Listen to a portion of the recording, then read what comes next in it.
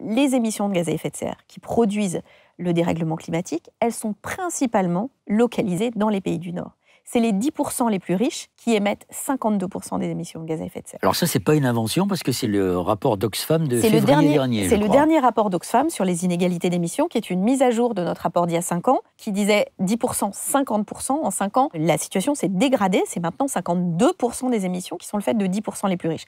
Ce qui veut dire aussi que si on agit radicalement ici, dans nos pays, on va être très efficace. On peut être très efficace. Donc ça renforce, j'allais dire, ma conviction d'écologiste. Et d'ailleurs, votre rapport ne s'intéresse pas simplement à l'Afrique et aux pays dans lesquels la population était une crainte, mais la France aussi. Vous expliquez, si ma mémoire est bonne, que 10% des plus riches français émettent autant qu'à peu près la moitié des plus pauvres de ce pays.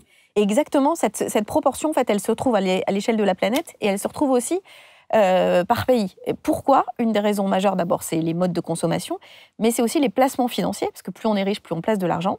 Et aujourd'hui, les 10 plus grandes banques françaises émettent autant que 6 fois la France. C'est-à-dire que les investissements financiers de ces banques sont des investissements qui sont producteurs d'émissions de gaz à effet de serre, notamment parce qu'elles investissent toujours aujourd'hui dans les énergies fossiles. Donc en fait, une grande partie de nos impacts en matière d'émissions de gaz à effet de serre, c'est nos placements financiers pour ceux qui en ont.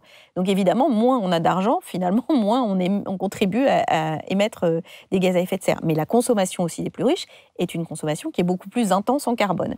Donc c'est pour ça que c'est très intéressant, c'est qu'en fait, si on agit, il y a pas, enfin, les clés d'action, on les a identifiées maintenant, on les connaît. Il suffit de les tourner dans le bon sens, plutôt qu'essayer de culpabiliser les jeunes femmes, parce que c'est toujours, comme d'habitude, c'est sur les jeunes femmes que ça repose, qui veulent avoir des enfants. Et si elles ne veulent pas en avoir, qu'elles n'en aient pas.